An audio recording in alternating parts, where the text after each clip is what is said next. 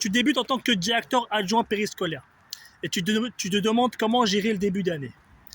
Déjà, d'après mon expérience, dès la première réunion, il faut que tu mettes les choses au clair directement. Attention, je ne dis pas qu'il faut que tu sois un dictateur. Déjà, c'est un métier où tu as le entre deux chaises.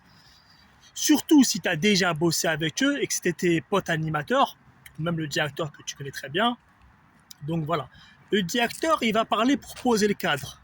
Mais toi, pendant la réunion, la première réunion, où vous allez tous discuter là de préparation de la rentrée, il faut que tu parles. Moi, je suis directeur adjoint. Mes objectifs, c'est ci, c'est ça. Comptez sur moi pour être une solution. Moi, je suis pas un problème. En aucun cas, je serai le méchant qui va vous balancer, qui va faire ci, qui va faire ça. D'accord ? Sur le terrain, après, tu auras un rôle d'équilibriste entre le directeur et les types. Il faut que tu tombes dans aucun piège. Tu n'as pas le choix. Toi, c'est vraiment le pont. Tu n'as pas le choix. Tu dois tomber dans aucun piège. Exemple, si tu as un de tes anciens collègues, il vient te voir complètement KO en fin de journée. Il te dit ouais, là, je suis fatigué, je peux pas faire le grand jeu, remplace-moi. Si tu joues au petit chef distant, tu l'enfonces. Si tu joues au pote, tu lâches l'organisation. Dans les deux cas, tu auras tort. Donc la bonne posture, c'est que tu dois écouter, tu dois comprendre et trouver une solution collective avec les autres, avec les types, pour pas plomber le centre. Faut pas que tu sois le pote, ni le mec dur, tu vois, le directeur dur pour rien. Deuxième exemple, il y a un animateur, il vient de critiquer le directeur. Il dit ouais, heureusement que t'es là, toi, t'es cool, etc. Si tu rentres dans son jeu, c'est terminé. La bonne posture, c'est écoute, si t'as un problème avec la décision du directeur, vas-y, viens, on va le voir tout de suite. On va parler avec lui. Mais moi, je fais pas ça, je vais pas gérer ce cas-là dans son dos. Ne rentre pas dans les histoires, ouais, le directeur, blablabla. Surtout pas. Et à l'inverse, troisième exemple, si tu as un directeur qui est toxique aussi, il veut te faire passer une décision injuste pour plomber l'équipe, tu vois. Il va te forcer à valider.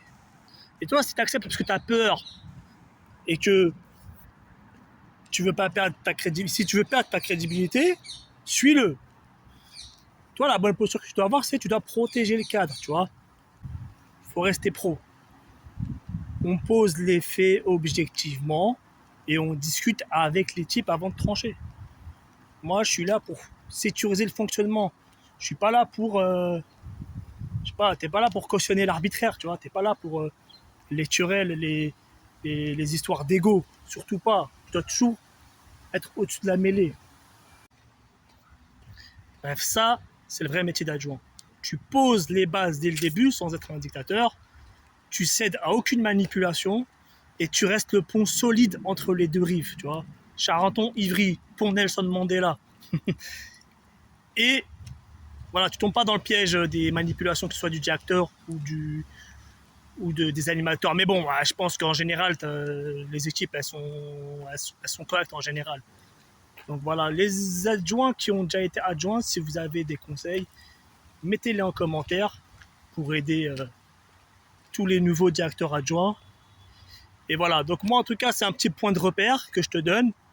C'est pas en une vidéo que je vais expliquer tout le parcours de directeur adjoint, mais au fur et à mesure de l'année, tu verras plein de vidéos, parce qu'en plus là, moi j'ai une nouvelle directrice adjointe que je vais former, et du coup, je pense qu'il y aura matière à réfléchir et à être formé. Donc voilà, à toutes.